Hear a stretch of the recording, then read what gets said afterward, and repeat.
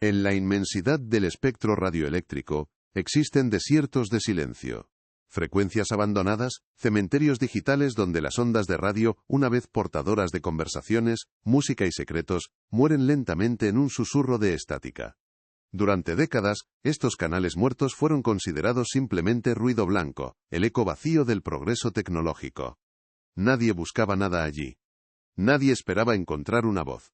Sin embargo, en la era de la información, donde cada bit puede ser recuperado y analizado, incluso el silencio tiene memoria. Y en una de esas frecuencias olvidadas, una sola frase, atrapada en un bucle magnético durante casi un cuarto de siglo, esperaba pacientemente a que alguien tuviera la tecnología y la curiosidad necesarias para volver a escucharla. Para desenterrar un grito ahogado por el tiempo.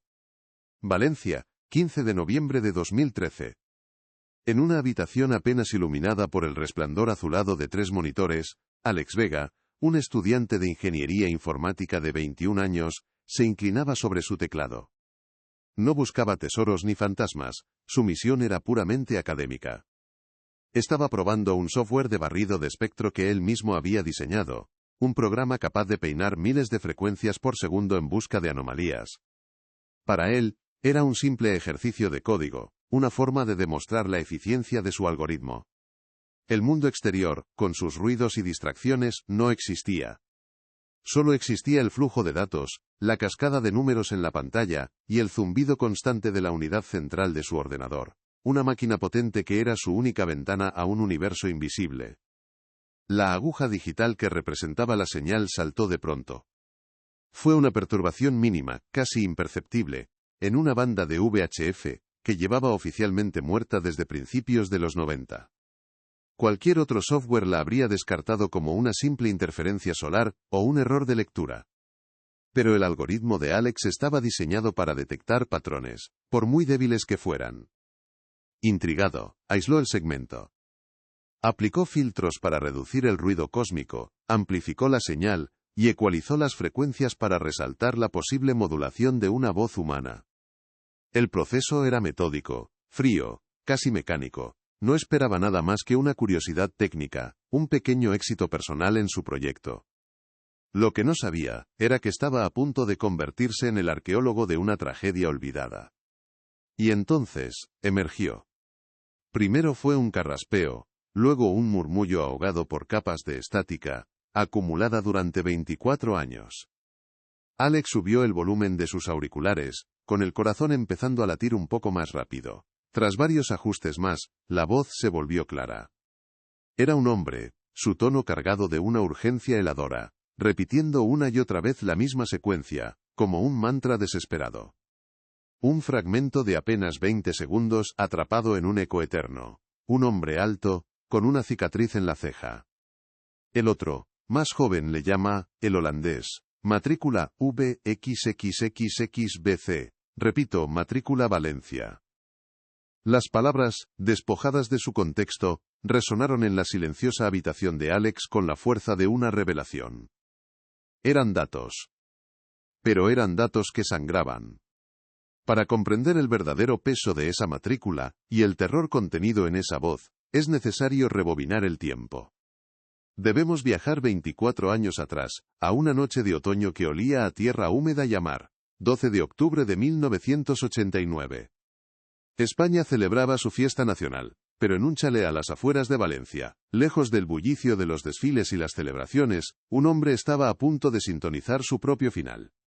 La tecnología era diferente. Las conexiones no eran globales e instantáneas, sino íntimas y analógicas. Se forjaban a través del aire, con paciencia y pericia, girando un dial hasta que la voz de un extraño, a cientos o miles de kilómetros, emergía del ruido como un milagro cotidiano. Esa noche, el milagro se convertiría en una maldición. Javier Soto, de 45 años, se sentó en su estación de radio casera. Era su refugio, un pequeño cuarto forrado de madera y lleno de equipos que él mismo había montado. Mapas con chinchetas marcaban sus contactos por todo el mundo, desde un colega en Argentina hasta un solitario operador de faro en Noruega. Para Javier, ser radioaficionado no era solo un hobby, era una forma de conectar con la humanidad más allá de las fronteras. Era un hombre tranquilo, padre de una niña de 10 años, un empleado de oficina cuya mayor aventura era hablar con alguien en un continente lejano. El leve zumbido de los transceptores y el cálido resplandor de las válvulas de vacío eran la banda sonora de su paz. Una paz que estaba a segundos de ser irrevocablemente destruida. Esa noche, mientras buscaba una frecuencia limpia para una charla programada, su aguja tropezó con una transmisión anómala. Era fuerte, cercana, pero estaba codificada. No era la típica conversación entre radioaficionados. La curiosidad, el instinto básico de todo explorador de las ondas, le pudo. Se puso los auriculares, ajustó el filtro de frecuencia y comenzó a escuchar con atención. No entendía las claves, pero el tono no dejaba lugar a dudas. No era una charla amistosa, era una operación. Con cada minuto que pasaba, su ceño se fruncía más. La curiosidad inicial dio paso a una intensa concentración. Estaba descifrando un lenguaje secreto, interceptando un diálogo que flotaba en el aire de Valencia, pero que pertenecía a un mundo oscuro y violento del que él no sabía nada. De repente, un error en la transmisión de los interlocutores dejó al descubierto varias frases sin codificar.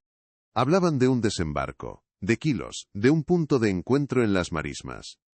El rostro de Javier palideció. El hobby se había convertido en una escucha peligrosa. El mapa en su pared, antes un símbolo de conexión, ahora parecía un tablero de estrategia criminal.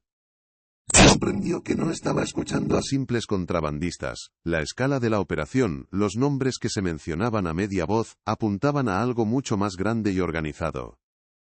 El miedo, frío y paralizante, se apoderó de él. Sabía demasiado.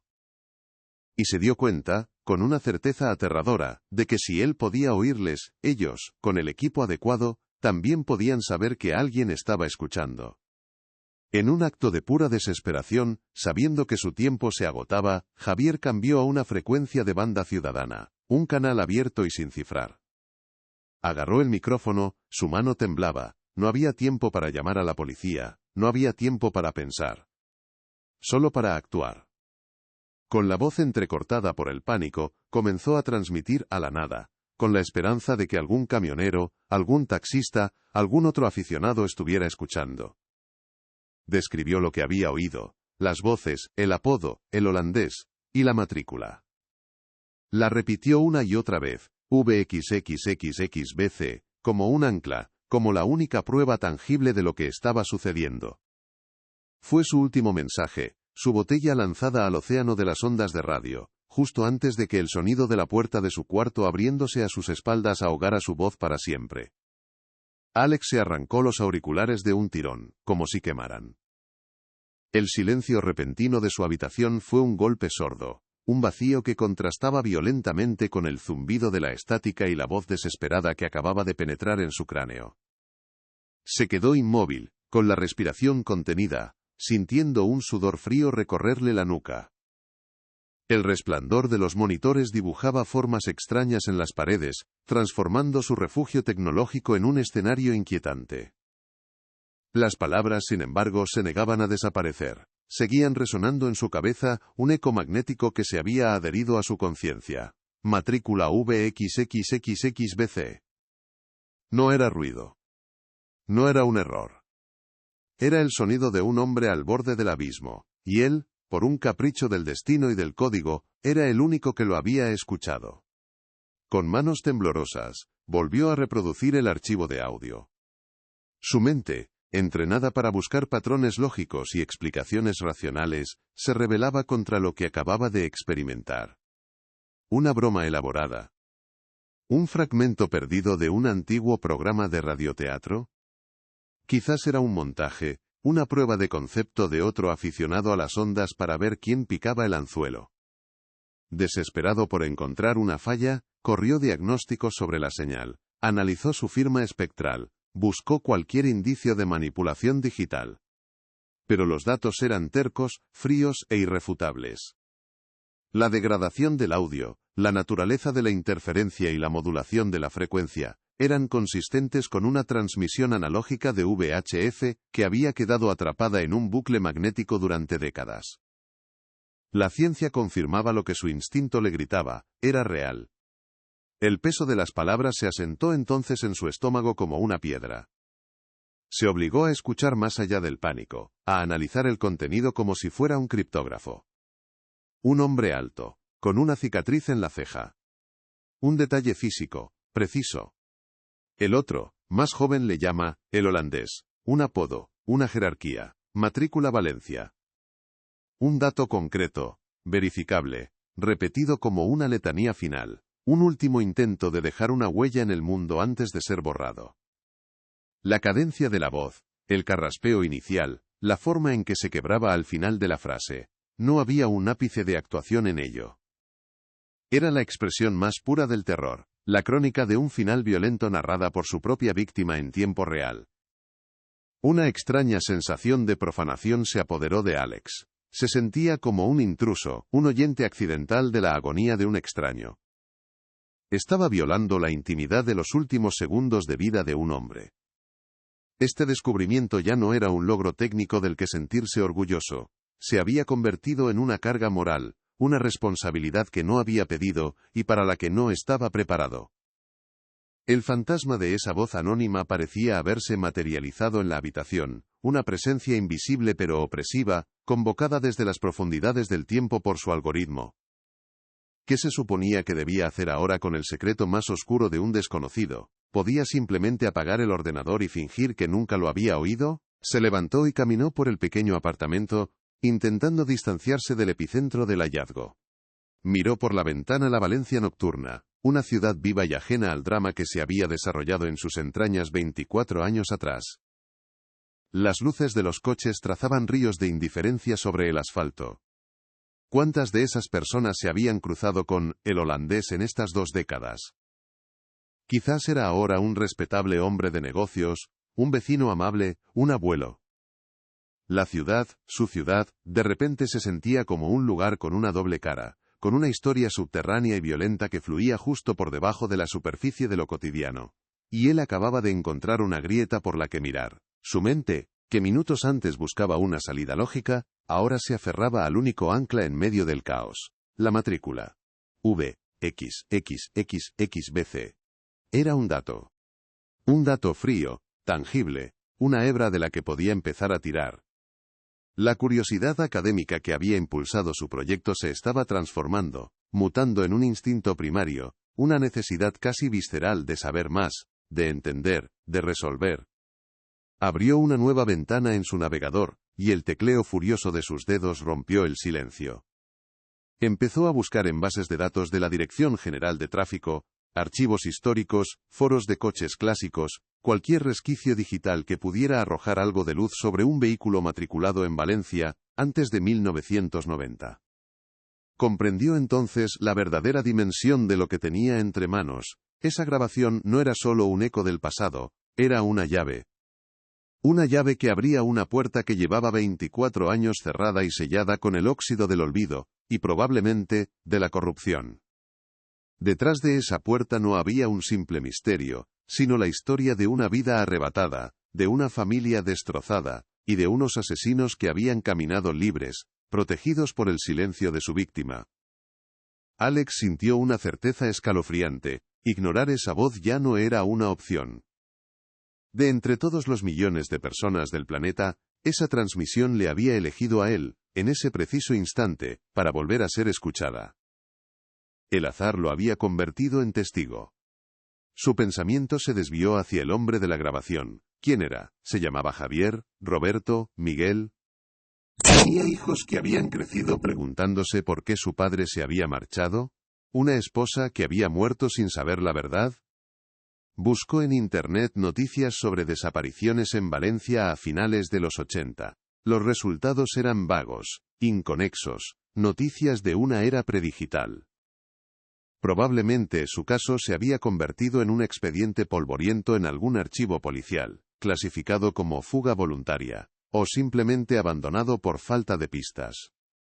Sintió una punzada de empatía, un deber no solicitado de devolverle el nombre a esa voz, y de entregar su último mensaje. El instinto de conservación se activó junto al de justicia. Con una lucidez impropia del shock, creó varias copias de seguridad del archivo de audio. Las encriptó con un algoritmo complejo y las subió a diferentes servidores en la nube bajo nombres de archivo anónimos. Sabía de una forma casi animal que esa pequeña porción de datos era ahora increíblemente valiosa y por tanto peligrosa. Si el holandés y su cómplice de la cicatriz seguían vivos, sin duda harían cualquier cosa para que ese fantasma volviera a su tumba de estática. El apodo, el holandés, no sonaba a delincuente común. Tenía un peso, una resonancia profesional y siniestra. Ya no era un juego. Se había topado con algo real y letal. El dilema práctico lo paralizó por un momento. Ir a la policía. Se imaginó la escena. Él, un estudiante de 21 años, intentando explicarle a un inspector hastiado que había encontrado la voz de un muerto en una frecuencia de radio abandonada. Lo tomarían por loco, por un bromista o, en el peor de los casos, por alguien que buscaba notoriedad. No tenía pruebas, solo un sonido. Necesitaba algo más. Necesitaba un contexto, un nombre, una fecha, un rostro, que asociara esa voz antes de que nadie le tomara en serio. La carga de la prueba, injustamente, recaía sobre sus hombros. Él tenía que construir el puente entre el fantasma y la realidad. Cuando las primeras luces del alba se filtraron por las persianas de su habitación, Alex seguía sentado frente a sus monitores. No había dormido. El bucle de audio, con su volumen ahora al mínimo, se reproducía una y otra vez, un mantra macabro que se había convertido en la banda sonora de su nueva obsesión. El miedo inicial se había enfriado, solidificándose en una determinación fría y afilada. Ya no era un arqueólogo digital que había encontrado una reliquia curiosa. Era el único custodio del testamento de un hombre asesinado. La voz de 1989 había esperado pacientemente su momento, y ahora que había encontrado un oyente, no iba a ser silenciada de nuevo. La investigación acababa de comenzar, mas isso era SO com acento agudo o começo do que estava por vir. O que você faria numa situação dessas? Você acha que suportaria o peso de ser a única pessoa a ouvir o último pedido de ajuda de um estranho, vindo de décadas do passado? A verdade é que a jornada de Alex estava apenas começando, e cada passo o levaria mais fundo um labirinto de perigos que ele imaginava. Se você quer descobrir como essa história se desenrola, não se esqueça de curtir este vídeo, se inscrever no canal e ativar as notificações para não perder nada. E me diga nos comentários de onde você está assistindo e o que você acha que Alex deveria fazer a seguir. Para entender la onda expansiva que aquella voz estaba a punto de generar, es necesario sumergirse en el mundo que dejó atrás. Javier Soto no era un héroe ni un aventurero. Era la encarnación de la normalidad de la España de finales de los 80. Un hombre de 45 años, con un trabajo estable en una gestoría del centro de Valencia, una hipoteca casi pagada, y una rutina que encontraba su única válvula de escape en el cuarto de la radio. Era metódico, paciente y profundamente bueno. Su mayor orgullo no eran los contactos exóticos que hacía a través del éter, sino su hija Elena, una niña de 10 años con sus mismos ojos curiosos. Para el mundo Javier era un hombre sin aristas, una pieza predecible en el puzzle de la vida suburbana, un hombre incapaz de tener enemigos. La relación entre Javier y Elena se tejía en los silencios y las pequeñas complicidades. Para ella el cuarto de la radio de su padre era una caverna mágica, un lugar que olía a ozono y a metal caliente, donde las luces parpadeantes de los equipos eran estrellas de un universo privado. Se sentaba en un pequeño taburete a su lado, fascinada, mientras él giraba los diales con la delicadeza de un relojero, extrayendo voces de la nada. Él le enseñaba los mapas, le explicaba qué eran las tarjetas QSL que cubrían las paredes como un mosaico de amistades lejanas y le prometía que algún día hablarían con un astronauta. Para Elena, su padre no era un simple oficinista, era un explorador, un mago que conversaba con el mundo desde un chalet a las afueras de Valencia. La vida de los Soto era un retrato de la tranquilidad. Su chalet, rodeado por un pequeño jardín que la madre de Elena cuidaba con esmero, era un refugio contra el ruido creciente de una ciudad que se preparaba para los grandes cambios de los años 90. Los fines de semana olían a paella y a césped recién cortado. Las noches, al menos para Javier, sonaban a estática y a conversaciones en código Morse. Formaban una familia unida, sin grandes dramas ni secretos aparentes, cuyo mayor conflicto era decidir el destino de las vacaciones de verano. Era precisamente esa paz, esa predecible y reconfortante normalidad, lo que hizo que la fractura, cuando llegó, fuera tan brutalmente incomprensible y devastadora para todos los que los conocían. La noche del 12 de octubre de 1989, esa normalidad se evaporó para siempre. La desaparición de Javier Soto fue un evento silencioso, sin testigos ni forcejeos. Simplemente, dejó de estar. La investigación inicial de la Guardia Civil fue un ejercicio de frustración. No había indicios de violencia, ni notas de despedida, ni movimientos extraños en sus cuentas bancarias. Su coche seguía aparcado en la cochera. Ante la ausencia total de pistas, la hipótesis más cómoda se abrió paso: la fuga voluntaria. Quizás tenía una doble vida, deudas de juego, o un amorío secreto. La narrativa oficial, nacida de la falta de respuestas, comenzó a pintar a Javier no como una víctima, sino como un hombre que, por razones desconocidas, había decidido abandonar a su familia. Esta conclusión fue un segundo golpe para su mujer y para Elena, una mancha de vergüenza que se sumó al dolor de la ausencia. Elena, con solo 10 años, tuvo que enfrentarse no solo a un padre desaparecido, sino a la sombra de un padre desertor. Los susurros en el colegio, las miradas de lástima de los vecinos, las preguntas incómodas de los adultos, todo ello forjó en ella un caparazón de escepticismo y una tenacidad inquebrantable. Mientras el mundo aceptaba la versión oficial y olvidaba lentamente a Javier Soto, Elena se aferraba a la imagen del padre que conocía, el hombre bueno, el explorador de las ondas, incapaz de una traición tan cruel. Creció con una convicción silenciosa pero feroz: a su padre le había pasado algo terrible. 24 años después, en noviembre de 2013, Elena Soto era una mujer de 34 años, una respetada profesora de literatura en un instituto. Había construido una vida sobre los cimientos de aquella ausencia. Era independiente, fuerte y reservada, con una aversión natural a las preguntas sobre su pasado. La herida nunca había cicatrizado del todo. Se había convertido en una parte invisible pero fundamental de su identidad. Periódicamente, en los aniversarios de la desaparición, buscaba en Internet, leía sobre casos sin resolver, con la vana esperanza de encontrar una pieza que encajara en el puzzle de su memoria. La incertidumbre se había convertido en su estado natural, un ruido de fondo constante en la melodía de su vida adulta. El chalet familiar fue vendido a principios de los 90. Era imposible seguir viviendo en un lugar donde cada rincón gritaba la ausencia de Javier. El cuarto de la radio, aquel santuario de la comunicación, fue desmantelado con una tristeza infinita. Los equipos fueron vendidos o regalados. Los mapas arrancados de las paredes y las tarjetas QSL guardadas en una caja que se perdió en alguna mudanza. El espacio físico donde Javier había conectado con el mundo se borró, al igual que su recuerdo en la memoria colectiva. Para Valencia, el caso de Javier Soto se convirtió en una anécdota local, un pequeño misterio de los 80 que el tiempo y los nuevos titulares se encargaron de sepultar bajo capas de olvido. Así, la historia permaneció congelada durante casi un cuarto de siglo. Un expediente archivado, una esposa que envejeció con el corazón roto, y una hija que aprendió a vivir con un fantasma a su lado. El silencio que siguió a la última transmisión de Javier fue absoluto y profundo, un vacío que ninguna investigación posterior pudo llenar. El mundo había seguido girando, la tecnología había avanzado de forma exponencial, y las ondas de radio analógicas se habían convertido en una reliquia. Nadie imaginaba que, en ese cementerio de frecuencias muertas, el eco de un hombre aterrorizado había sobrevivido, esperando pacientemente a que la tecnología que lo había reemplazado fuera, irónicamente, la única capaz de traerlo de vuelta. En el lado opuesto del espectro moral, en esa misma Valencia de 1989, se movía un hombre para quien las ondas de radio no eran un puente hacia la humanidad, sino una herramienta de conquista.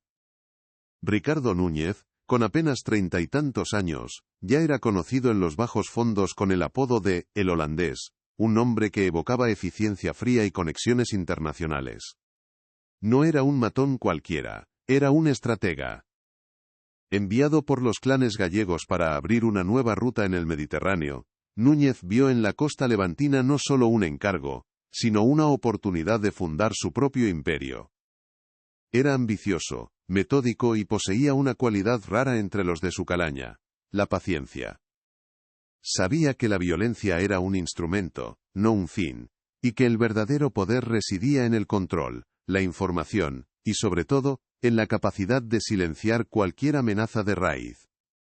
Valencia, a finales de los 80, era una ciudad en plena efervescencia, preparándose para la modernidad y ajena en gran medida a la guerra subterránea, que se libraba en sus muelles y polígonos industriales.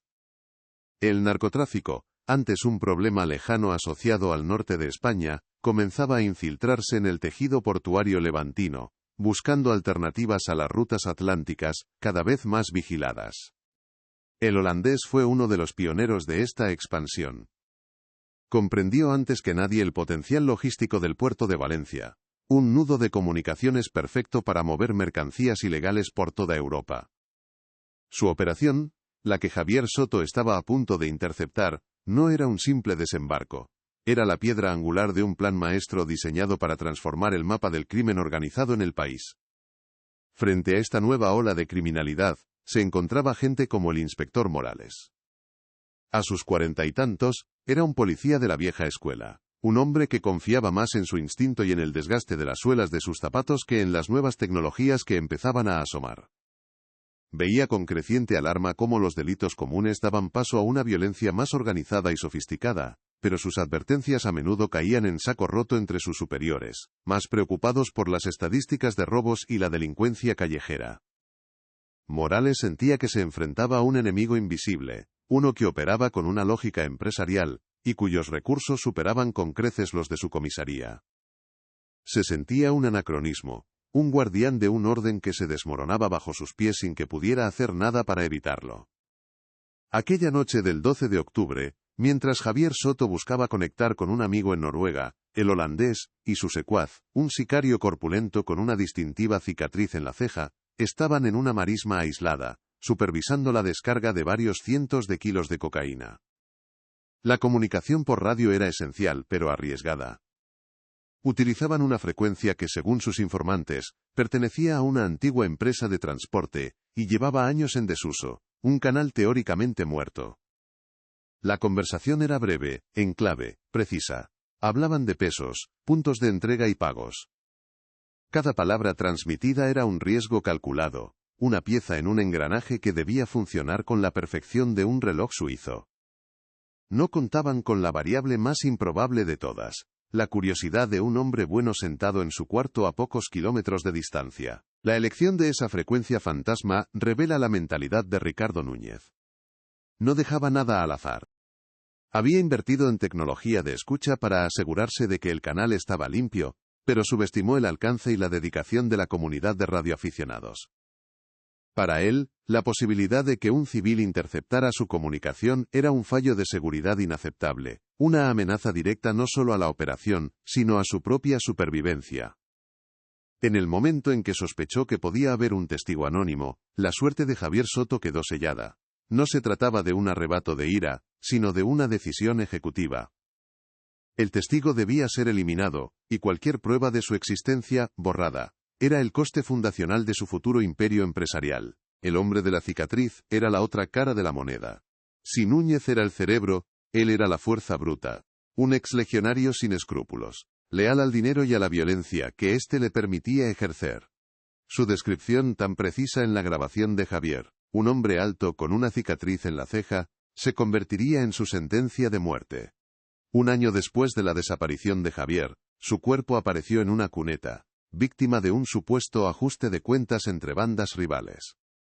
En realidad fue el holandés atando cabos sueltos, eliminando al único hombre que compartía con él el secreto de lo que ocurrió en aquel chalet. Núñez sabía que los secretos solo están seguros cuando uno de los que lo guardan está muerto, y él no pensaba ser ese. Cuando el inspector Morales llegó al chalet de los Soto días después, se encontró con una escena que le inquietó profundamente. Todo estaba en un orden pulcro casi antinatural. El cuarto de la radio parecía intacto, sin signos de lucha. La versión de la fuga voluntaria se impuso rápidamente por pura inercia burocrática, pero a Morales algo no le cuadraba. La mirada de Elena, una niña de 10 años que defendía a su padre con una convicción adulta, le persiguió durante semanas. Intuyó que la clave estaba en ese cuarto, en esos equipos de radio que para él eran un galimatías tecnológico, pero no encontró ni una sola pista tangible. El caso se enfrió, se llenó de polvo, y finalmente fue relegado al archivo de los misterios sin resolver, convirtiéndose en su mayor fracaso profesional. De este modo el silencio se consolidó como el gran cómplice del crimen. Para el mundo, Javier Soto se convirtió en el hombre que abandonó a su familia. Para el holandés, su desaparición fue el discreto pero sólido cimiento sobre el que construyó una fachada de respetabilidad y una fortuna incalculable. Para Elena, fue el inicio de una vida marcada por una pregunta sin respuesta. Y para el inspector Morales, un recordatorio constante de los límites de la justicia. La estática que siguió a la última y desesperada transmisión de Javier, fue el sonido de la impunidad. Un ruido blanco que duró 24 años, ocultando un asesinato, una tumba sin nombre, y la verdad sobre un imperio criminal nacido en el silencio de una frecuencia olvidada. Durante días, Alex se encerró en su santuario digital, transformando su proyecto académico en una obsesiva misión de rescate sónico. El fragmento de 20 segundos se convirtió en su universo. No se trataba solo de subir el volumen, era un trabajo de arqueología digital, una delicada cirugía de ondas. Aplicó filtros paso bajo para eliminar el silbido agudo de la estática cósmica y filtros paso alto para atenuar el zumbido grave de la interferencia eléctrica. Capa por capa, como si retirara el polvo de un fósil, el ruido de 24 años comenzó a retroceder. Con cada ajuste, la voz de Javier Soto emergía con más fuerza, más desesperación, y una claridad aterradora. Finalmente, tras 72 horas de trabajo ininterrumpido, lo consiguió. La voz sonaba como si hubiera sido grabada ayer, un testamento cristalino que ahora resonaba en el absoluto silencio de su habitación, cargado con todo el peso de su violento final. Con el archivo de audio limpio y restaurado, la responsabilidad se volvió casi insoportable. ¿Qué hacer ahora? Ir a la policía con una historia sobre una frecuencia fantasma era un suicidio social. Lo tratarían como a un loco o peor aún como a un cómplice con una coartada demencial. Necesitaba un puente entre su mundo digital y la realidad tangible. Una forma de validar su hallazgo sin exponerse directamente. La solución, como casi siempre en su vida, estaba en la red. Decidió lanzar su botella al océano digital.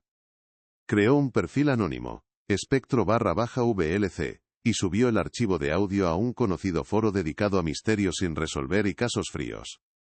No dio detalles personales, solo los datos técnicos, la fecha estimada, la banda de frecuencia y una simple pregunta. ¿Alguien reconoce esta voz o esta historia? Luego, esperó, observando la pantalla como si hubiera encendido la mecha de una bomba sin saber si explotaría o se apagaría. A 300 kilómetros de distancia, en Madrid, Elena Soto terminaba de corregir exámenes de literatura. Cada año, al acercarse el aniversario de la desaparición de su padre, caía en el mismo ritual melancólico. Abría su portátil y tecleaba las mismas palabras en el buscador. Javier Soto desaparecido. Radioaficionado Valencia 1989. Los resultados eran siempre los mismos, un eco digital de viejas noticias y foros abandonados.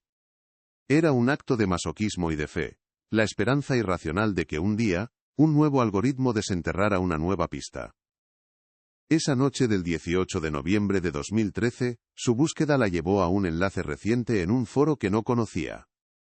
El título era vago, grabación anómala encontrada en VHF. Clicó por inercia, con el escepticismo como armadura, preparada para otra teoría conspirativa sobre extraterrestres o espías de la Guerra Fría, completamente ajena a que su vida estaba a punto de fracturarse por segunda vez. El audio comenzó a sonar a través de los pequeños altavoces de su portátil. La calidad era asombrosa. La voz de un hombre claro y aterrorizado. Escuchó las palabras. Un hombre alto con una cicatriz en la ceja. El otro, más joven. Le llama el holandés. Matrícula VXXXXBC. Su corazón se aceleró. Una reacción visceral ante la crudeza de la descripción. Podía ser cualquier cosa. Una escena de una película. Un montaje. Su mente racional, forjada en décadas de decepción, buscaba desesperadamente una explicación lógica para desestimarlo. Pero entonces, justo antes de que la primera palabra fuera pronunciada, escuchó un sonido.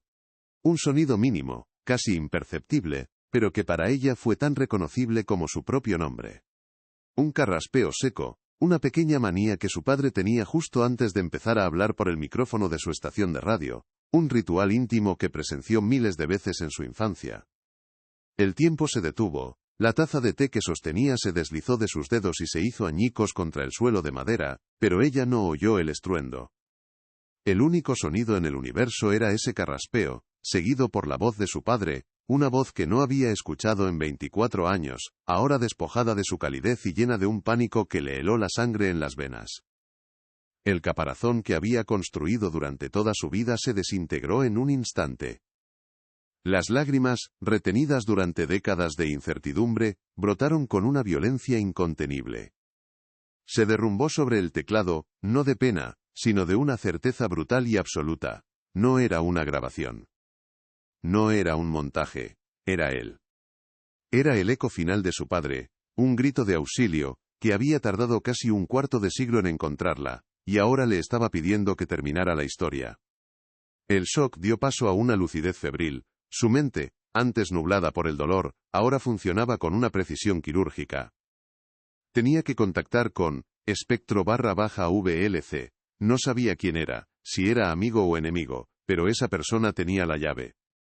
Se secó las lágrimas con rabia y tecleó una respuesta en el foro, sus dedos volando sobre las teclas.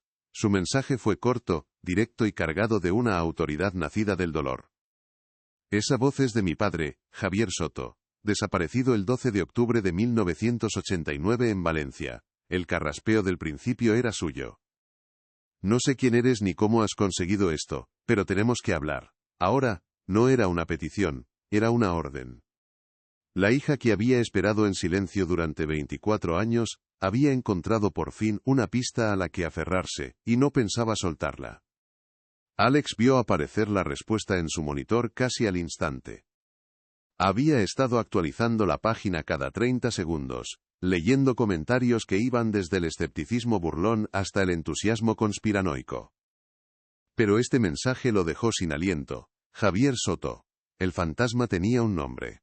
La mención del carraspeo fue la prueba definitiva. Era un detalle tan nimio que él mismo no le había dado importancia. Un artefacto del audio que no había mencionado en su publicación. Era real. Todo era real. Un sudor frío le recorrió la espalda. Esto ya no era un juego, un misterio de Internet. Había una mujer real, una hija, al otro lado de la pantalla. El peso de la situación lo aplastó. Su descubrimiento no solo había desenterrado una voz, sino también el dolor latente de una familia destrozada. El miedo y la obligación libraron una batalla en su interior. La decisión, sin embargo, ya estaba tomada desde el momento en que escuchó la voz por primera vez. No podía dar marcha atrás. Con manos temblorosas, creó una dirección de correo electrónico encriptada, y le envió un mensaje privado a la usuaria, que se identificaba como Elenas. No puedo revelar mi identidad, pero te creo. Necesito que me cuentes todo lo que sepas sobre la noche en que desapareció. El correo fue enviado. El puente entre el pasado y el presente, entre la memoria analógica y la tecnología digital, se había tendido. Dos extraños, un joven ingeniero y la hija de un hombre asesinado, estaban a punto de unir fuerzas, sin saber que su primer correo electrónico era el primer paso hacia un laberinto de secretos y peligros custodiado por un hombre que había construido su imperio sobre el silencio de aquella frecuencia fantasma. El verdadero juego acababa de comenzar. O que eles encontraram a seguir mudaría tudo. A voz de Javier era apenas a primeira peça de um quebra-cabeça muito mais sombrio e complexo do que Alex e Helena poderiam imaginar. Cada nova descoberta os aproximaba da verdade, mas também con acento agudo os colocaba na mira de un poder invisível que faría de tudo para manter os segredos do passado enterrados. Se você está tão curioso quanto eu para saber o que acontece a seguir, continue assistindo. Acredite, a história está prestes a ficar muito mais perigosa. El intercambio de correos electrónicos entre Espectro_VLC y Elenas se convirtió en un torrente de información y emociones contenidas durante 24 años. Elena, al otro lado de la pantalla, vació su memoria en largos párrafos cargados de una mezcla de dolor y una esperanza casi febril. Describió a su padre no como una víctima anónima, sino como el hombre que le enseñó las constelaciones en los mapas de su cuarto de radio. Le envió fotografías digitalizadas, Javier sonriendo junto a su enorme antena, Elena de niña con unos auriculares demasiado grandes. Y le contó la historia oficial, la que tanto daño le había hecho, la fuga voluntaria, la humillación, el lento olvido. Alex, protegido por el anonimato de su alias, leía cada palabra sintiendo cómo el misterio técnico se transformaba en una deuda personal. Ya no se trataba de resolver un puzzle, sino de devolverle la dignidad a un hombre y la paz a su hija. Impulsada por una energía que no sentía desde hacía décadas, Elena se enfrentó al pasado de la forma más literal posible. Subió al desván de la casa de su madre, un espacio que olía a polvo y a tiempo detenido, y abrió un viejo baúl de madera que no había sido tocado en más de 20 años. Dentro, entre álbumes de fotos y ropa de bebé, encontró lo que buscaba, los diarios de radio de su padre. Eran varios cuadernos de espiral, con la caligrafía pulcra y metódica de Javier llenando cada página. La mayoría eran anotaciones técnicas, incomprensibles para ella, pero en el último cuaderno, el de 1989, las últimas páginas eran distintas. Entre las frecuencias y los indicativos, había anotaciones a mano, más apresuradas. Interferencia persistente en 150 MHz. Voces extrañas, parecen codificadas, y una última entrada, del 11 de octubre, un día antes de desaparecer, no son radioaficionados. Esto es otra cosa. Alex recibió los escaneos de esas páginas, como si fueran los fragmentos de un mapa del tesoro. Para él, esa caligrafía no era un galimatías, sino un lenguaje familiar. Las anotaciones de Javier eran las de un técnico meticuloso que se había topado con una anomalía, y estaba tratando de entenderla. Alex superpuso las frecuencias anotadas por Javier con los registros históricos de asignación del espectro radioeléctrico de la época. La confirmación fue escalofriante. La banda de 150 MHz en la que Javier había detectado las voces extrañas, estaba oficialmente asignada a una empresa de logística que había cesado sus operaciones en 1987. Era, en efecto, una frecuencia fantasma. Javier, con su equipo analógico, y Alex, con su software del siglo XXI, habían tropezado, con 24 años de diferencia, con la misma puerta secreta en el éter. La sensación de conexión con aquel hombre invisible se hizo abrumadoramente real. Con esta primera validación tangible, Elena supo que no podían seguir solos. El nombre de un hombre surgió de las profundidades de su memoria infantil, el inspector Morales. Recordaba a un policía de hombros caídos y mirada triste que fue el único que la miró a los ojos, y pareció creerla cuando ella, con la vehemencia de sus 10 años, insistía en que su padre nunca los habría abandonado. Había sido el único adulto que no la trató con condescendencia. Buscarlo era un riesgo. Podía haberse jubilado, haber muerto, o simplemente, no querer remover las cenizas de su mayor fracaso profesional. Pero era la única pieza que les faltaba, el puente necesario entre el mundo digital de Alex y el mundo físico de la ley y el orden, un mundo que les había fallado estrepitosamente en 1989. El encuentro tuvo lugar en una vieja cafetería del barrio de Ruzafa, un local que parecía tan anclado en el pasado como el propio Morales. El inspector jubilado era ahora un hombre de casi 70 años, con el pelo completamente blanco y los mismos ojos cansados que Elena recordaba. Escuchó su historia con paciencia, con el escepticismo grabado en cada arruga de su rostro. Para él, era la enésima teoría de una familia que se negaba a aceptar la realidad. Asentía con la cabeza, le daba sorbos a su café solo y se preparaba para darle la misma respuesta compasiva pero firme que había dado tantas otras veces. Necesitaba hechos, no ecos. Necesitaba pruebas, no la grabación de un supuesto aficionado anónimo de Internet que podría ser cualquier cosa. La decepción comenzaba a teñir el rostro de Elena. Fue entonces cuando, siguiendo el plan trazado con Alex, Elena sacó su smartphone, un objeto de una era que a Morales se le antojaba de ciencia ficción, y pulsó play. No le dio explicaciones, simplemente colocó el teléfono sobre la mesa de mármol. El audio, limpio y restaurado por Alex, llenó el silencio de la cafetería. La voz de Javier Soto, clara y aterrada, describiendo al hombre de la cicatriz, el apodo, el holandés, y finalmente, la matrícula. La expresión de Morales cambió. El cansancio se evaporó, reemplazado por una intensidad que llevaba décadas dormida. No era la voz lo que le impactó, sino los datos. El holandés. Ese apodo había sido un fantasma en los informes de la Brigada de Estupefacientes a principios de los 90. Un nombre susurrado pero nunca asociado a un rostro o a un crimen concreto. La grabación no era un eco, era la pieza que le había faltado durante toda su carrera. El policía que llevaba dentro resucitó en ese instante. Morales se inclinó sobre la mesa. Su voz ahora un susurro ronco y conspirador. Les advirtió del peligro. Si el holandés seguía operativo, y todo apuntaba a que se había convertido en alguien importante, remover ese pasado era como firmar una sentencia de muerte. Pero en sus ojos había un brillo nuevo, la oportunidad de redimirse, de cerrar la herida que había supurado durante media vida. Aceptó ayudar pero de forma extraoficial. Su primer movimiento sería utilizar a un viejo contacto en la Dirección General de Tráfico para rastrear esa matrícula. VXXXXBC. Era el primer hilo tangible, la primera cuerda, a la que podían agarrarse para empezar a sacar el cadáver del pozo del tiempo. La investigación, por fin, había comenzado de verdad. La respuesta llegó a través de una llamada a una cabina telefónica, como en los viejos tiempos. El contacto de Morales había cumplido. La matrícula VXXXXBC correspondía en octubre de 1989 a un Ford Orion de color granate. El vehículo no estaba registrado a nombre de un individuo, sino de una sociedad limitada, Translevante Marítima S.L. Una empresa de importación y exportación con sede social en un polígono industrial a las afueras de Valencia. Una búsqueda rápida en los registros mercantiles de la época reveló que la empresa se había declarado en bancarrota y había sido liquidada a mediados de 1991, apenas 2 años después de la desaparición de Javier.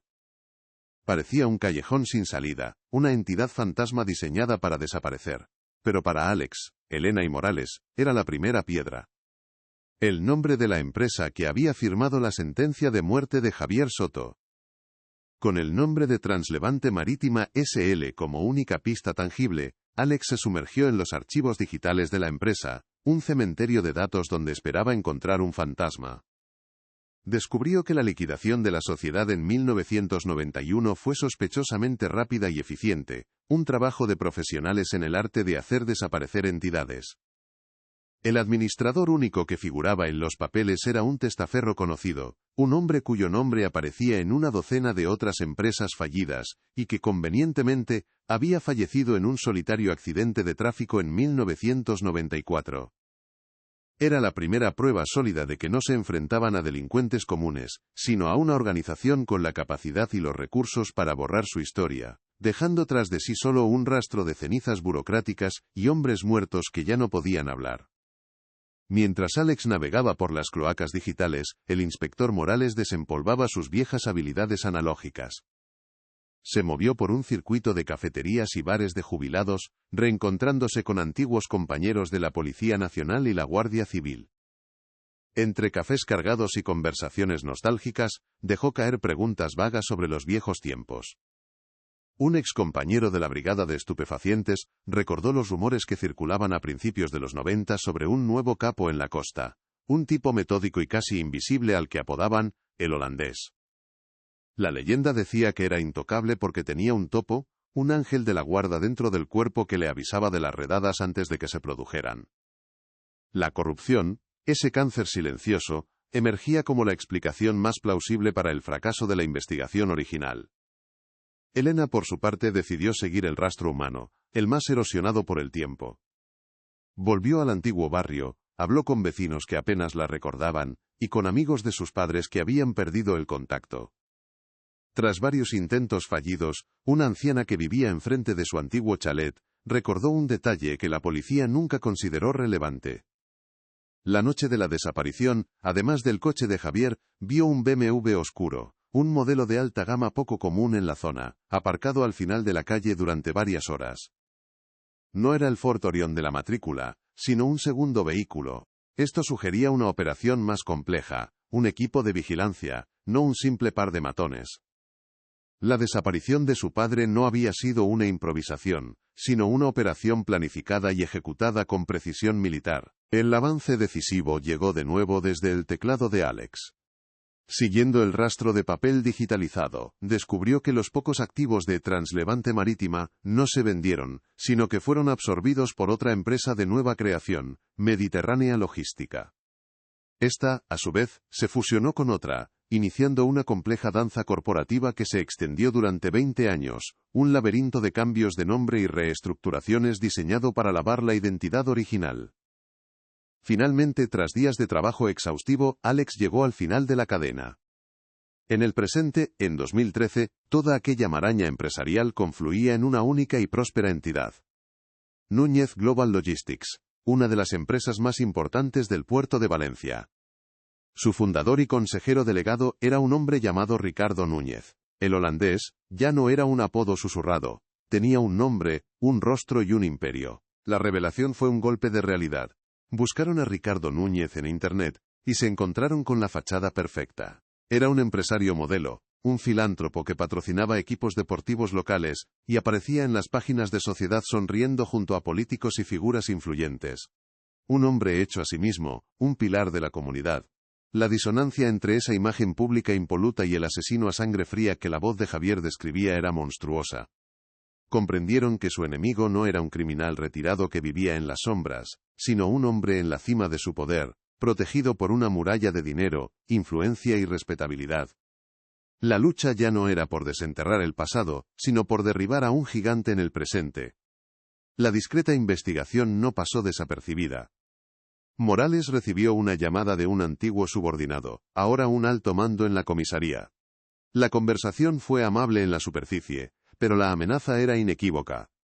He oído que estás haciendo preguntas sobre un caso cerrado, el del radioaficionado, le dijo el comandante. Son cosas de viejos, Morales.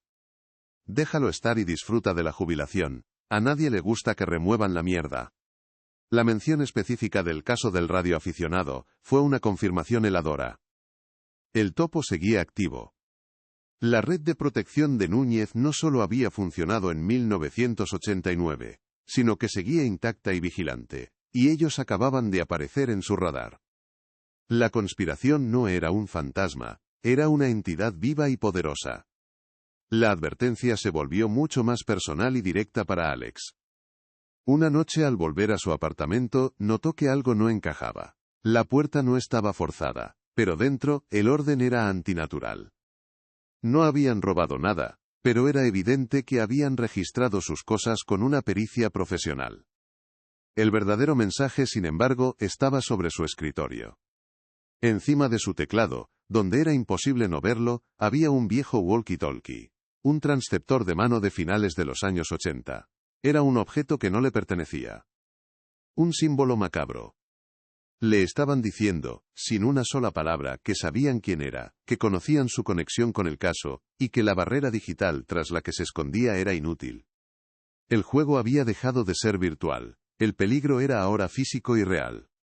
Atormentado por las amenazas, Morales se refugió en los viejos papeles, buscando algo que se le hubiera pasado por alto.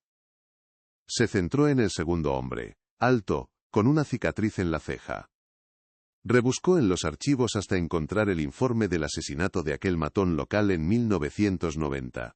La investigación, como recordaba, fue superficial. Sin embargo, un pequeño anexo mencionaba los objetos encontrados junto al cuerpo.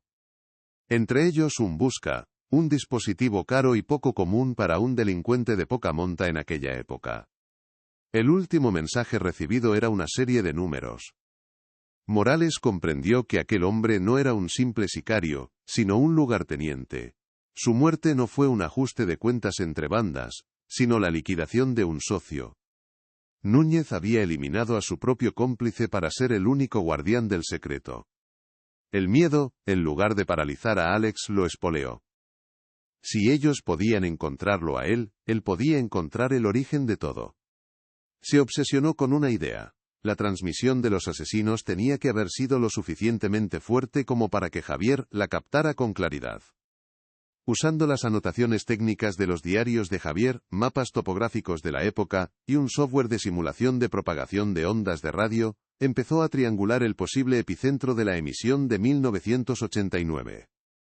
Tras horas de cálculos, el programa dibujó un área probable de origen, una zona de marismas y polígonos industriales a las afueras de la ciudad. Un páramo desolado en los 80 pero que ahora, según los mapas de satélite actuales, estaba completamente urbanizado. Elena se encargó de cruzar los datos. Tomó el mapa de la triangulación de Alex y lo superpuso con los registros de propiedad y construcción de las empresas de Ricardo Núñez. El resultado fue una coincidencia perfecta y escalofriante. La primera gran nave industrial construida por Mediterránea Logística, la empresa sucesora de la tapadera original, se levantó en 1990, justo en el centro del área que Alex había señalado. La monstruosa verdad se formó en sus mentes. El lugar desde el que emitieron la sentencia de muerte de Javier Soto se había convertido, un año después, en la primera piedra del imperio de su asesino.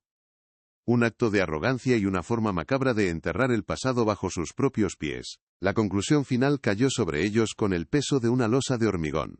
Javier Soto no solo había sido asesinado. Su cuerpo, muy probablemente, nunca salió de aquellas marismas. Lo enterraron allí, en la nada, y luego construyeron encima. La tumba de Javier estaba bajo el suelo de la nave principal de Núñez Global Logistics, oculta a plena vista durante más de 2 décadas, custodiada por el éxito y la impunidad de su verdugo. Ya no buscaban solo justicia para un hombre desaparecido. Ahora tenían una misión concreta y casi imposible: conseguir una orden judicial para excavar en el corazón del imperio de un hombre poderoso y respetado, con la única prueba de un eco de voz resucitado de una frecuencia fantasma. La certeza de que el cuerpo de Javier yacía bajo los cimientos del imperio de su asesino fue un golpe devastador, pero también un catalizador. La misión, hasta entonces abstracta, se materializó en un objetivo físico, casi geológico: excavar en el corazón de la fortaleza de Ricardo Núñez. El inspector Morales, con el pragmatismo forjado en décadas de burocracia, les expuso la cruda realidad. Ningún juez en España autorizaría la demolición del suelo de una empresa multimillonaria basándose en una grabación de voz de 24 años y una triangulación de ondas de radio hecha por un estudiante.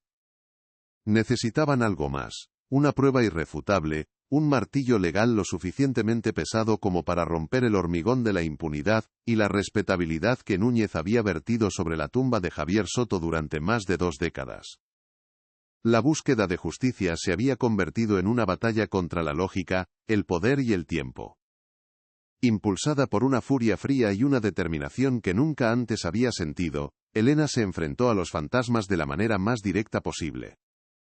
Solicitó acceso, una vez más, al expediente oficial de la desaparición de su padre en los archivos de la Comandancia de la Guardia Civil. Esta vez, sin embargo, no buscaba consuelo ni respuestas vagas. Buscaba errores, omisiones, detalles que en 1989 parecieran insignificantes, pero que, con el contexto que ahora poseían, podrían ser la clave. Durante 3 días se sumergió en el olor a papel viejo y tinta desvaída, analizando cada fotografía de la escena, cada declaración de los vecinos, cada informe técnico. Era una arqueóloga de la negligencia, convencida de que en la prisa por cerrar el caso como una fuga voluntaria, los investigadores originales debieron haber pasado por alto una pieza fundamental del puzzle. Y entonces la encontró. En un anexo del informe forense, un documento que nadie se había molestado en leer con atención, se detallaba el inventario del cuarto de la radio. La lista era predecible: transceptores, amplificadores, micrófonos. Pero un objeto llamó su atención. Listado casi al final, con una nota manuscrita que decía modificación casera, había una pequeña grabadora de casetes de audio, conectada con un cable soldado directamente a la salida de audio del receptor principal de Javier. El informe indicaba que la cinta en su interior estaba vacía, pero su mera presencia era una revelación. Javier no se limitaba a escuchar, estaba preparado para grabar. Elena sintió un escalofrío. Su padre, en su meticulosidad, probablemente había grabado la conversación completa de los criminales, mucho antes de su desesperada y última transmisión. Alex recibió la noticia como si fuera una descarga eléctrica.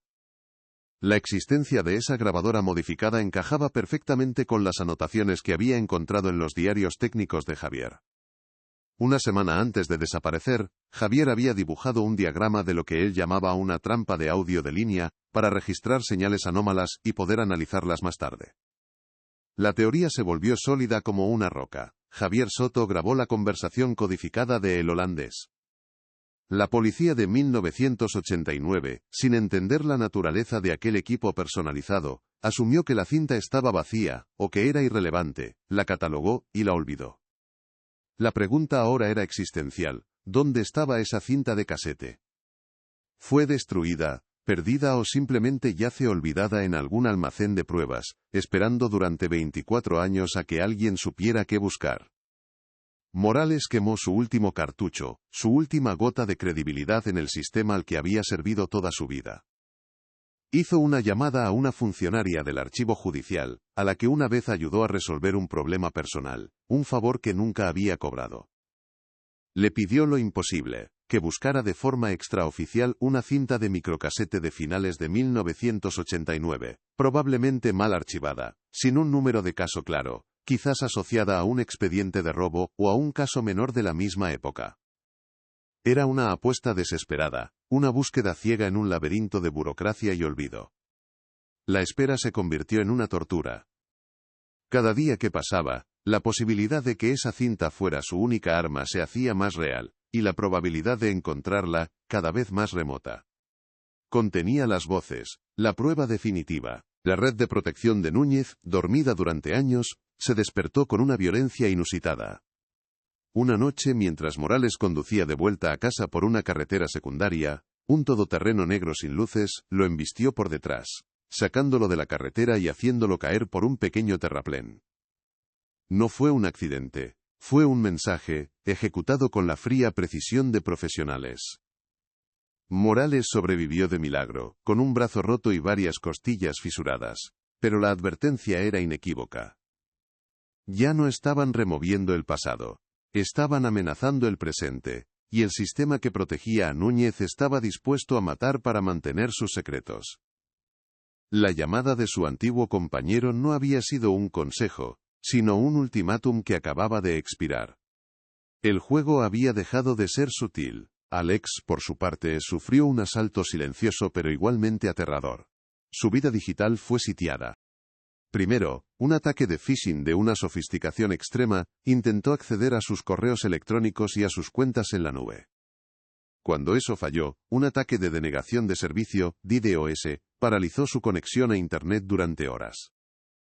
No era la obra de un hacker aficionado, eran las tácticas de una agencia de inteligencia o una corporación de seguridad privada. Estaban buscando qué sabía, con quién hablaba y dónde guardaba las copias de la grabación de Javier. El walkie-talkie en su escritorio había sido una tarjeta de visita. Esto era una declaración de guerra. El anonimato de la red, su único escudo, se había hecho añicos. El fantasma que había convocado ahora tenía sus propios fantasmas que lo perseguían. El miedo los obligó a desaparecer del mapa. Se convirtieron en espectros en su propia ciudad, comunicándose exclusivamente a través de aplicaciones de mensajería encriptada en teléfonos de prepago que cambiaban cada pocos días. Las reuniones se celebraban en lugares concurridos y anónimos, la última fila de un cine, una estación de metro en hora punta, el rincón más alejado de un parque. Elena sentía el peso de la paranoia en cada mirada de un extraño, en cada coche que parecía seguirla durante más de 2 manzanas. La búsqueda de la verdad sobre su padre se había transformado en una lucha por la supervivencia. Ya no solo arriesgaban su seguridad sino sus propias vidas, por un hombre al que solo 2 de ellos habían conocido. Entonces, sonó el teléfono. Era la archivera. Lo había encontrado. En el fondo de una caja de pruebas de un caso de hurto menor de 1990, había una bolsa de plástico mal etiquetada. Dentro, una pequeña cinta de microcasete. En la etiqueta adhesiva, una fecha escrita a bolígrafo, 13 de octubre de 89. Había sido encontrada por el equipo de limpieza al día siguiente de la desaparición, tirada debajo del escritorio de Javier, probablemente caída durante el asalto final. Los guardias la recogieron, pero al no encontrarle relación con la supuesta fuga, alguien la guardó en la primera caja que encontró, condenándola al olvido. La aguja en el pajar. El milagro que necesitaban. La voz de Javier los había guiado hasta su propio testamento perdido. Alex trabajó toda la noche, con el corazón en un puño. La cinta era vieja, la banda magnética frágil. Usando un equipo de restauración de audio que tuvo que pedir prestado, digitalizó el contenido con un cuidado extremo. Lo que emergió del ruido de fondo le heló la sangre. Eran casi 15 minutos de grabación. Dos voces masculinas, discutiendo en una jerga codificada sobre contenedores, tonelaje y el desembarco de medianoche. Y entonces, en un momento de descuido, una de las voces, más joven, con un tono de mando inconfundible, dijo una frase que lo cambió todo. Tranquilo, el contacto de la comandancia nos garantiza que la patrullera de costa mirará hacia otro lado. Era la voz inconfundible de un Ricardo Núñez más joven, la prueba no solo del asesinato, sino de la corrupción policial que lo había protegido desde el primer día. Se miraron en silencio, el audio resonando entre ellos. Ya no tenían solo la prueba de un asesinato. Tenían en sus manos la prueba de una conspiración que se extendía desde los muelles del puerto hasta las altas esferas de las fuerzas de seguridad del Estado. El caso de Javier Soto no era un crimen aislado. Fue la piedra fundacional de un imperio criminal construido sobre la corrupción y la violencia. Entendieron la magnitud de su descubrimiento y el peligro que conllevaba. Llevar esa cinta a la policía era una ruleta rusa. ¿En quién podían confiar? Un movimiento en falso, entregarle la grabación a la persona equivocada. Y no solo serían silenciados para siempre, sino que la cinta y la verdad sobre Javier Soto serían enterradas en un archivo del que, esta vez, nadie podría rescatarlas. La decisión fue unánime, forjada en el crisol del miedo y la desesperación. Se reunieron en el único lugar que Alex consideraba seguro. Una sala de servidores en el sótano de la universidad. Un laberinto de cables y zumbidos constantes que ahogaba cualquier posible micrófono. La cinta de casete, ahora digitalizada, era un objeto casi radiactivo en la pantalla del portátil. Ya no eran tres individuos buscando justicia. Eran los custodios de un secreto que podía derribar a un imperio o costarles la vida. Entendieron que cualquier movimiento en falso, cualquier intento de usar los canales convencionales, sería su último error. Tenían una sola bala en la recámara. No podían fallar el tiro. La estrategia ya no era defensiva. Debían atacar, pero necesitaban encontrar el punto exacto donde la armadura de Ricardo Núñez fuera más vulnerable, un lugar que su red de corrupción no pudiera proteger. Fue Morales quien, tras 2 días de llamadas crípticas a contactos que no veía en una década, encontró una fisura. Su nombre era Ana Garrido. Una fiscal de la Fiscalía Especial contra la Corrupción y la Criminalidad Organizada, trasladada a Valencia desde Madrid, hacía apenas un año. Era joven, brillante y, lo más importante, no le debía nada a nadie en la ciudad. Se había ganado una reputación de ser una loba solitaria, implacable y meticulosa, alguien que desconfiaba de la vieja guardia y operaba con su propio equipo de confianza. Morales la describió como un bisturí en un mundo de hachas oxidadas. Acercarse a ella era su única esperanza, pero también su mayor riesgo. Si Garrido era parte del sistema, simplemente les estaría entregando el arma a sus verdugos en una bandeja de plata. Era una apuesta a ciegas, con sus vidas como fichas sobre la mesa. El encuentro se organizó con la paranoia de una operación de espionaje de la Guerra Fría. El lugar elegido fue la sala de incunables de la Biblioteca Histórica de la Universidad de Valencia, un santuario de silencio y papel antiguo al que Garrido tenía acceso por una investigación en curso sobre tráfico de arte. Entraron por separado, bajo el manto de una noche lluviosa que barría las calles. El aire en el interior era denso, cargado con el olor a cuero viejo, a pergamino y al polvo de los siglos. Las altísimas estanterías de madera oscura se cernían sobre ellos como los testigos silenciosos de un tribunal olvidado. El único sonido era el susurro de la lluvia contra las vidrieras góticas. Allí, rodeados por los secretos impresos de la historia, se prepararon para desvelar el suyo, uno mucho más reciente y sangriento. Ana Garrido llegó puntual, una figura solitaria cuya presencia llenó el vasto espacio con una energía tensa y concentrada. No era una mujer que sonriera con facilidad. Sus ojos, afilados e inteligentes, los escanearon uno por uno, deteniéndose un instante más de lo necesario en la mirada cansada de Morales y en el rostro pálido y juvenil de Alex. No hubo saludos cordiales. Se sentó en la pesada mesa de roble, colocó un maletín a su lado y cruzó las manos. «Tienen 30 minutos para convencerme de que no estoy perdiendo el tiempo», dijo, su voz clara y sin inflexiones, cortando el silencio reverencial de la sala. El escepticismo era su armadura, una barrera profesional que parecía impenetrable. El peso de la prueba de su propia supervivencia recayó sobre ellos con una fuerza aplastante. Elena tomó la palabra primero, su voz temblando al principio, pero ganando fuerza con cada frase. No presentó el caso como una abogada, sino como una hija. Sacó una vieja fotografía de su padre, la que le había enviado a Alex, y la deslizó sobre la pulida superficie de la mesa. Este era mi padre, Javier Soto.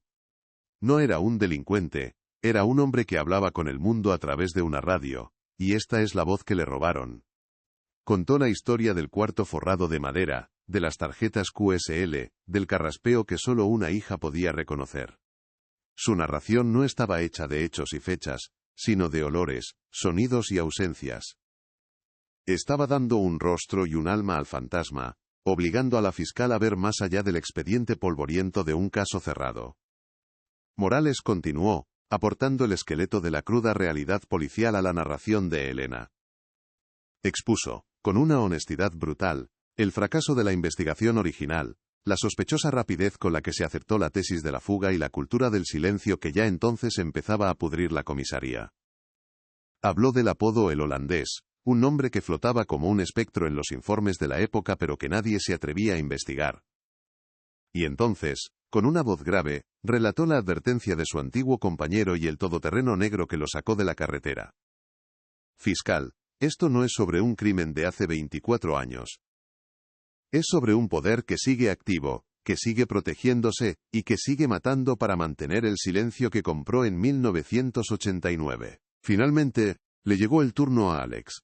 Abrió su portátil, el resplandor de la pantalla, un anacronismo tecnológico en aquel templo de papel. Con una precisión casi clínica, explicó el proceso de arqueología digital, la frecuencia fantasma, el algoritmo de barrido, y la restauración del audio.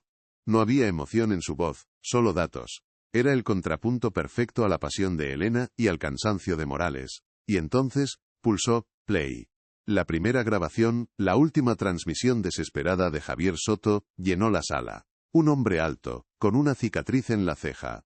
El otro, más joven, le llama el holandés. Matrícula VXXXXBC. La voz de un hombre muerto resonó entre libros de 500 años, un eco de violencia cruda en un oasis de conocimiento. Garrido escuchaba, su rostro una máscara de concentración, inmóvil. La grabación terminó, y el silencio que siguió fue aún más pesado que antes. Alex no dijo nada. Simplemente mantuvo el contacto visual con la fiscal, por un instante que pareció eterno. La expresión de Garrido no había cambiado. Podría estar a punto de levantarse y marcharse, o de llamar a seguridad. Con un movimiento deliberado, Alex movió el cursor hacia otro archivo de audio, uno etiquetado como cinta_Soto_restaurada. La policía de la época encontró una grabadora de casetes debajo de su escritorio, dijo Alex en voz baja. Asumieron que estaba vacía. No lo estaba. Su dedo se cernió sobre el trackpad. Era el momento, el salto de fe, el punto de no retorno. Hizo clic. El siseo magnético de la cinta llenó la sala, un sonido de otra era. Y luego, las voces, claras, arrogantes, jóvenes. La voz inconfundible de un Ricardo Núñez de 30 y tantos años, discutiendo los detalles finales de la operación con su cómplice. Hablaban en clave pero el contenido era inequívoco. El sonido tenía una textura palpable, casi se podía oler el humo del tabaco y la humedad de las marismas en sus palabras. Elena cerró los ojos con fuerza, como si cada palabra fuera un golpe físico. Morales contuvo la respiración. Alex observaba fijamente el rostro de la fiscal, buscando cualquier reacción, cualquier señal de que la bomba que acababan de lanzar había dado en el blanco. Y entonces llegó la frase, la voz de Núñez, con una confianza escalofriante tranquilizando a su socio. No te preocupes por la patrullera. El contacto de la comandancia nos garantiza que esta noche mirarán hacia otro lado. En ese instante, la máscara de Ana Garrido se resquebrajó. No fue un gesto dramático, sino un microespasmo en la comisura de sus labios, un endurecimiento casi imperceptible de su mandíbula. Sus ojos se clavaron en el altavoz del portátil como si estuviera viendo al fantasma del propio Núñez en la sala. La grabación continuó, pero ella ya no escuchaba. Estaba conectando puntos, uniendo cabos de una investigación propia que hasta ese momento no tenía sentido. La pieza que le faltaba, la que explicaba cómo un hombre como Núñez podía operar con total impunidad, acababa de materializarse desde el pasado. Garrido levantó una mano, una orden silenciosa para que Alex detuviera la grabación. El silencio regresó, pero esta vez era diferente. Estaba cargado de electricidad, de posibilidades. Se reclinó en su silla, y por primera vez, los miró, no como a unos extraños con una historia increíble, sino como a sus únicos aliados. Llevo 6 meses investigando a Núñez Global Logistics, dijo, su voz ahora un susurro conspirador. Lavado de capitales, fraude fiscal, pero siempre se me escapaba. Cada vez que nos acercábamos, se producía una fuga de información. Siempre iba un paso por delante. Se inclinó sobre la mesa. Esta cinta no solo prueba un asesinato. Me acaba de dar el nombre del topo que he estado buscando durante meses. Me acaba de dar el origen de todo. El poder en la sala había cambiado de manos. Ya no eran ellos rogando por ayuda. Era Ana Garrido quien ahora tenía el arma que necesitaba. Su mente trabajaba a una velocidad vertiginosa, trazando un nuevo plan de ataque. No podemos ir a la policía de Valencia, ni a la Guardia Civil. Esta grabación tiene que salir de la ciudad. Tengo un contacto directo con la UCO en Madrid, un juez de la Audiencia Nacional que no le debe favores a nadie. Empezó a teclear en un teléfono encriptado, sus dedos moviéndose con una precisión letal. Necesito esa grabación, encriptada. Y necesito que ustedes 3 desaparezcan. A partir de este momento, oficialmente, no existen. Voy a solicitar una orden de registro para esa nave industrial, pero no será una orden normal. Será una operación encubierta ejecutada por un equipo de fuera.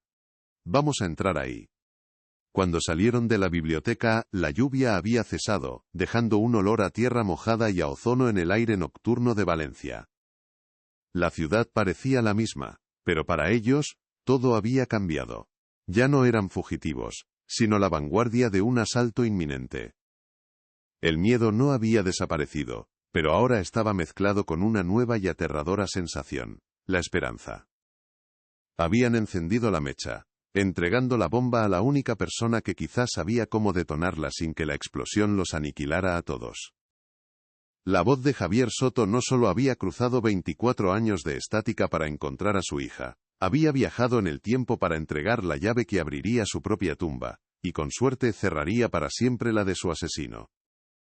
La cuenta atrás había comenzado. La operación se desencadenó en la gélida quietud del amanecer. Bajo la dirección personal de la fiscal Ana Garrido, un equipo de élite de la Unidad Central Operativa, UCO, desplazado desde Madrid, estableció un perímetro silencioso alrededor de la nave principal de Núñez Global Logistics. No había sirenas, solo el susurro de las botas tácticas sobre el asfalto y el chasquido metálico de las herramientas de entrada forzosa. La fachada de la empresa, un moderno edificio de cristal y acero que proyectaba una imagen de eficiencia y éxito, parecía una cáscara brillante ocultando un núcleo podrido. La tensión era palpable. No estaban asaltando un simple almacén, sino profanando el mausoleo que un asesino había construido sobre su primera víctima, el pilar sobre el que se erigía todo su imperio de impunidad.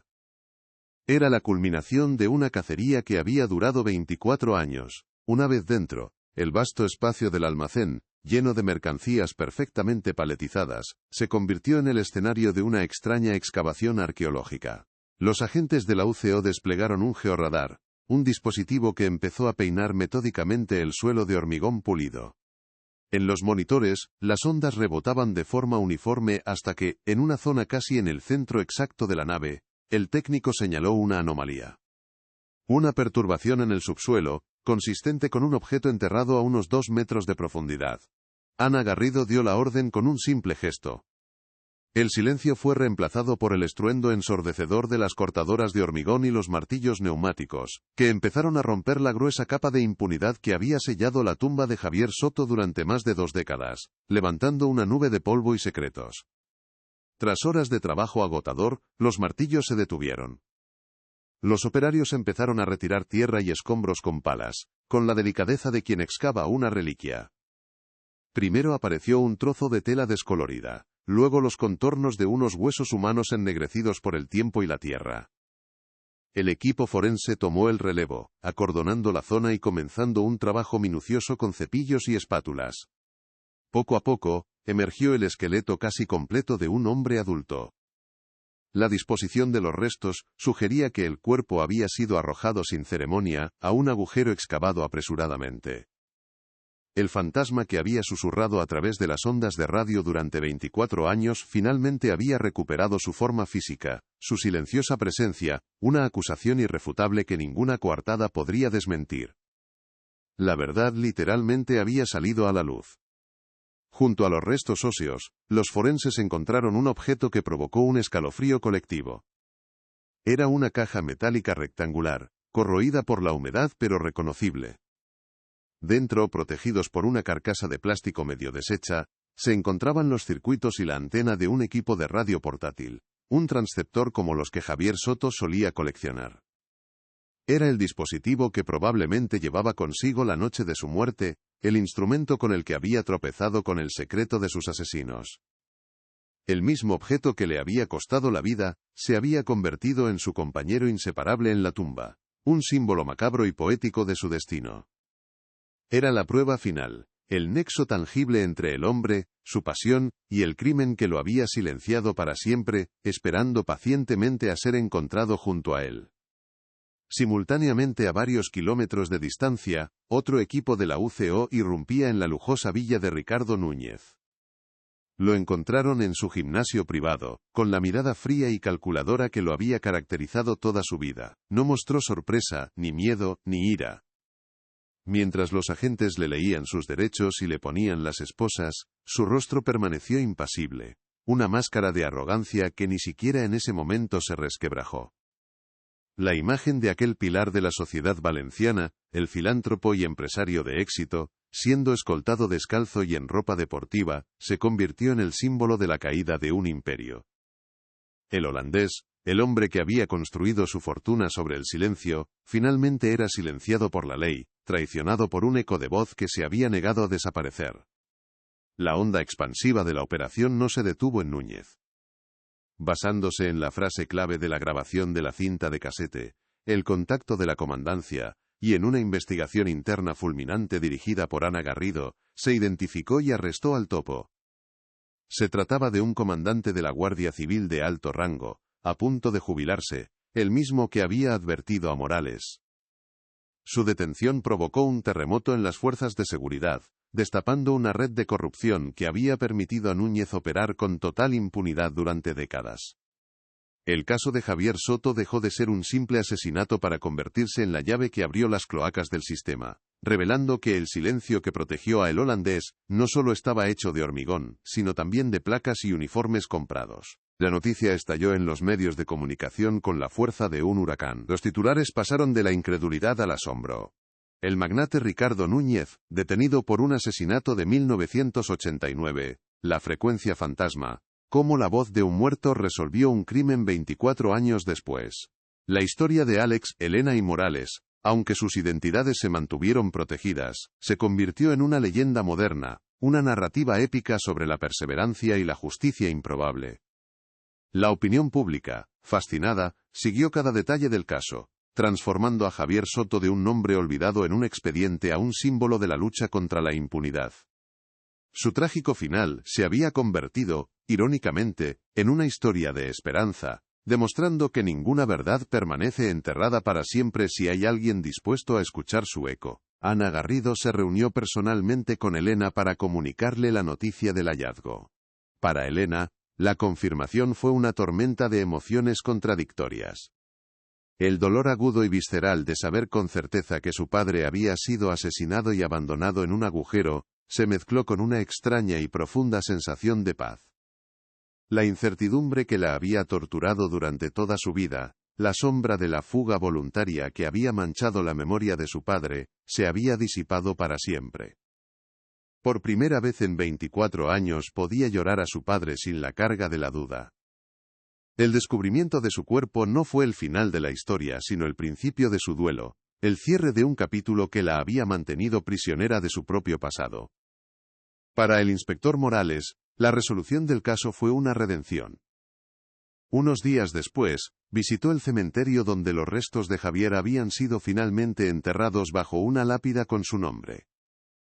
Se quedó de pie, en silencio, durante un largo rato, sintiendo cómo el peso de su mayor fracaso profesional se desvanecía.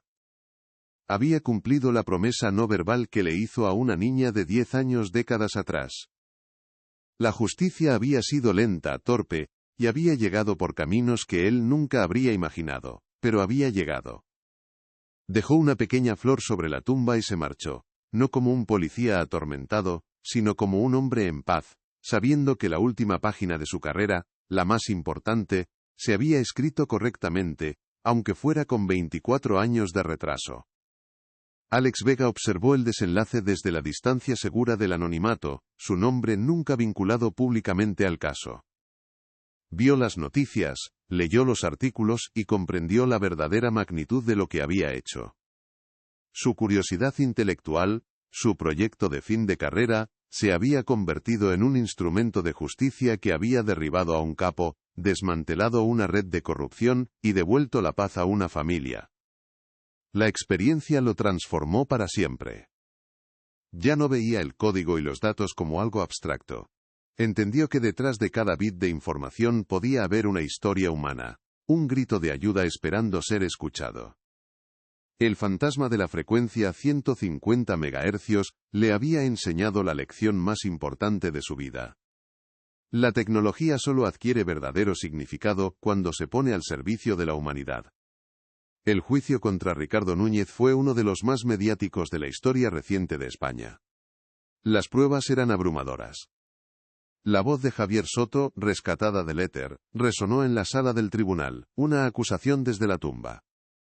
Luego, la grabación de la cinta de casete, con la voz arrogante de un joven Núñez planeando el crimen, y presumiendo de su topo en la comandancia, selló su destino. Fue condenado a la pena máxima por asesinato, pertenencia a organización criminal y narcotráfico. Su imperio, construido sobre cimientos de sangre y hormigón, fue intervenido y desmantelado. En su sentencia final, el juez citó la perseverancia de una voz que se negó a ser silenciada, reconociendo que el verdadero protagonista de aquel juicio había sido un hombre ausente. Semanas después, se celebró un funeral íntimo para Javier Soto. En la pequeña ceremonia solo estaban su familia y unos pocos amigos cercanos. Elena, con una serenidad que no había sentido en toda su vida, pronunció unas palabras. No habló de asesinato ni de justicia. Habló de su padre, del hombre que le enseñó los mapas del mundo desde un pequeño cuarto forrado de madera, del explorador de las ondas que le prometió que algún día hablarían con los astronautas. Al final, colocó sobre el féretro una única rosa blanca y, a su lado, una vieja válvula de vacío de una radio antigua, el corazón de cristal de las máquinas que tanto amaba. El círculo, abierto con un grito de pánico en la oscuridad de 1989, se cerraba por fin con un susurro de paz. Al final, la pregunta que impulsó toda esta historia encontró su respuesta definitiva. Un eco de voz. Un fragmento de 20 segundos atrapado en una frecuencia fantasma, demostró ser más fuerte que un imperio criminal, y más duradero que el hormigón que sellaba una tumba. La curiosidad de un joven estudiante, la tenacidad de una hija y la conciencia de un viejo policía, se convirtieron en el amplificador que permitió que ese mensaje, lanzado al océano de las ondas de radio 24 años atrás, llegara finalmente a su destino. Javier Soto, el tranquilo radioaficionado de Valencia, había realizado su última y más importante transmisión, demostrando que la justicia, a veces, solo necesita que alguien tenga la paciencia y la tecnología para sintonizar la frecuencia correcta, por muy silenciosa que parezca. La ciudad de Valencia, como todas las grandes ciudades, tiene una memoria corta. El escándalo de Ricardo Núñez y la increíble historia de la frecuencia fantasma ocuparon los titulares durante meses, pero con el tiempo se convirtieron en una anécdota más, una leyenda urbana contada en sobremesas. El imperio de Núñez Global Logistics fue desmantelado, sus activos vendidos y su nombre borrado de los patrocinios que una vez compraron su respetabilidad. Para el mundo, la justicia había prevalecido y el orden se había restaurado. Pero para las 3 personas que habían navegado por el corazón de esa tormenta, el silencio que siguió no fue de paz, sino de una profunda y duradera transformación. El eco de la voz de Javier Soto había dejado una marca indeleble en sus almas, un recordatorio perpetuo de que el pasado nunca muere del todo, simplemente cambia de frecuencia. Elena Soto encontró una paz que no sabía que era posible. Su vida ya no estaba anclada a una pregunta, sino a la certeza de una memoria restaurada. La tumba de su padre, ahora con un nombre y una fecha, se convirtió en un lugar no de dolor, sino de serena conexión. A menudo la visitaba no para llorar, sino para hablarle en silencio, para contarle cómo su último y desesperado mensaje había derribado a un gigante. Se dio cuenta de que su padre, el tranquilo explorador de las ondas, le había dejado la herencia más valiosa de todas. La prueba de que una sola voz honesta, por muy débil que sea, puede viajar a través del tiempo y el ruido para derribar murallas de mentiras.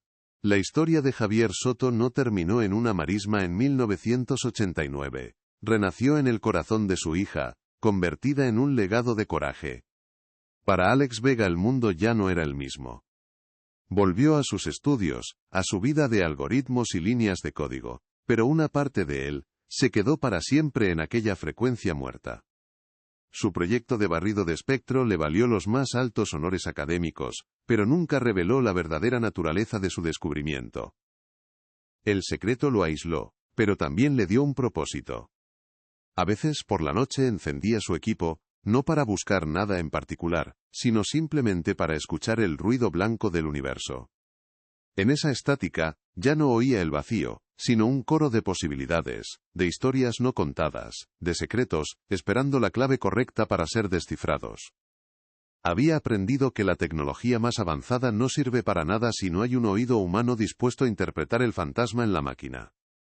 La historia de la frecuencia fantasma se convirtió en un poderoso testamento sobre la naturaleza de la comunicación y la memoria en la era digital. Demostró que el éter, ese espacio invisible que nos rodea, no es solo un vehículo para nuestros mensajes presentes, sino también un vasto archivo magnético del pasado. Cada conversación, cada transmisión, deja una huella, un eco residual, que puede perdurar durante décadas, esperando que la tecnología avance lo suficiente como para volver a escucharlo. El grito de Javier Soto sobrevivió a su asesino, a la corrupción y al hormigón, porque las ondas de radio como la verdad, tienen una persistencia obstinada. No se pueden enterrar del todo, solo se pueden ignorar hasta que alguien, inevitablemente, sintonice de nuevo. El legado de Javier Soto fue, irónicamente, mucho más allá de su propia justicia. La caída de Ricardo Núñez y su red de corrupción desencadenó una limpieza interna en las fuerzas de seguridad valencianas que nadie había previsto.